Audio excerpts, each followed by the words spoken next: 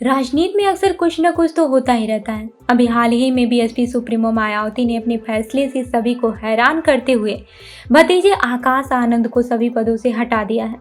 उन्होंने जिसे अपना उत्तराधिकारी घोषित किया था, एक बार फिर से आकाश आनंद को पार्टी के सभी पदों से मुक्त कर दिया है। राजनीति में ये भी एक ऐसी घटना है जो कई बार हास्यास्पद जैसी भी लगती है और कई बार चिंतित करने वाली भी लगती है। कई बार ऐसा लगता है कि बहुजन समाज पार्टी का नेतृत्व विक्षिप्त तो हुआ है, तो क्या वो किसी फैसले में कायम भी रह सकता है? मतलब एक अजीब सी स्थिति देखने को मिल रही है। मायावती ने सबसे पहले जब अपने परिवार के सदस्य को अपना उत्तराधिकारी घोषित किया था, तो सभी ने उस पर आपत्ति जताई थी। आपत्ति इस मायने में की गई थी कि जिस विचारधारा और आंदोलन की बहुजन समाज पार्टी है, उसमें परिवार के उत्तराधिकारी बनने का कॉन्सेप्ट नहीं है।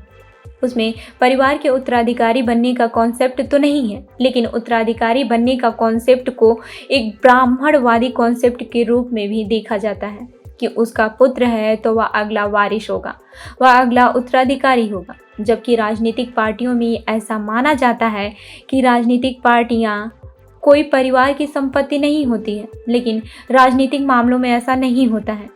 राजनीतिक पार्टियां लोगों के बीच काम करती हैं। राजनीतिक पार्टियां लोगों की और समाज के सदस्य की पार्टी होती है, जो एक नेतृत्व के बाद दूसरा नेतृत्व विकसित करती है। इसी विचारधारा की लड़ाई लंबे समय तक बीएसपी लड़ती रही। लेकिन भारतीय राजनीति में कई तरह की चीज़ें बहुत ही गड़बड़ है। अगर आप कोई स्पष्ट रेखा देखना चाहते हैं तो वह नहीं मिलेगी। ब्राह्मणवाद का बीएसपी में विरोध है, लेकिन कई सारे ब्राह्मणवादी सारे तौर तरीकों के प्रति न केवल स्वीकार्यता है, बल्कि गहन आकर्षण भी है। यानी एक दुविधा की स्थिति भारतीय समाज में उस आंदोलन के बीच भी देखी जाती है जिसके विरोध में आप आंदोलन कर रहे होते हो। ठीक उसी तरह से बहुजन समाज पार्टी की स्थिति भी इसी रूप में दिखी। आकाश आनंद को मायावती ने उत्तराधिकारी घोषित कर दिया और एक बहुत बड़े हिस्से ने इस फैसले को स्वीकार भी कर लिया कि शायद भारतीय समाज और भारतीय राजनीति का जो सच है वो आज इसी के इर्द गिर्द है, क्योंकि राजनीतिक पार्टियों ने अपने उत्तराधिकारी अपने वंशजों को ही बनाया है। ऐसे स्थिति में आकाश आनंद को नेतृत्व दिया जाएगा, इस उम्मीद में उन्हें भी जिम्मेदारी दी गई। मायावती ने उन्हें जिम्मेदारी भी दी और उसके बाद से उनसे उम्मीद भी की गई। लेकिन इस उम्मीद के बाद मायावती ने अचानक से आकाश आनंद को मुक्त कर दिया। यानी कि उत्तराधिकारी का पद मायावती ने एक तरह से बहाल किया था और उससे उन्होंने आकाश आनंद को मुक्त कर दिया। लेकिन हरियाणा चुनाव के समय एक बार फिर से नए सिरे से आकाश आनंद को फिर कुछ राज्यों की जिम्मेदारी दी गई है। उसके बाद से ऐसा लगा है कि बीएसपी की स्थितियां कुछ ठीक हो जाएंगी, क्योंकि बीएसपी को मायावती के साथ ही कुछ ऐसे नेतृत्व की ज़रूरत है जो बहुजन समाज की नई पीढ़ी को संबोधित कर सके, उस नई पीढ़ी का प्रतिबिंब लगे। लेकिन मायावती में भी अभाव दिखता है। आकाश आनंद को महज इसलिए बीएसपी के सभी पदों से हटाया गया क्योंकि पारिवारिक विवाद था। मायावती ने आरोप लगाया था कि उनके बेटे के समान भतीजे आकाश आनंद के ससुराल पक्ष का राजनीति में काफ़ी दखल बढ़ गया था। वे पूर्व नौकरशाह हैं, ऐसे में ये तो होना ही था। परिवार की अगर दखलंदाजी होगी तो परिवार के सभी सदस्यों का काम कम या फिर ज़्यादा, लेकिन हस्तक्षेप तो रहता ही है।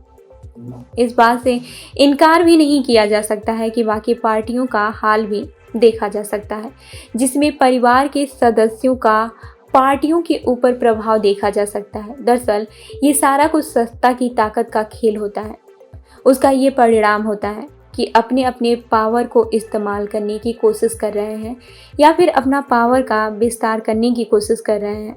यह एक कड़वी सच्चाई है। हर व्यक्ति अपनी सत्ता को बनाए रखना चाहता है। परिवार में भी माँ हो या फिर पिता, सबकी अपनी सत्ता होती है, उसको बनाए रखने की कोशिश करते हैं और उसका वे विस्तार करने का भी प्रयास करते हैं। ये समाज का मिजाज है। ठीक उसी तरह से बीएसपी में भी भतीजे आकाश आनंद के ससुराल पक्ष की दखल अंदाजी कोई नई बात नहीं है, लेकिन सवाल यह है कि जब परिवार के किसी सदस्य को आप उत्तराधिकारी बनाते हैं तो ये जाहिर सी बात है कि उसके इर्द गिर्द जो परिवार होगा उसका भी हस्तक्षेप होगा, उसकी सत्ता में बनी रहने की कोशिश भी सक्रिय रहेगी।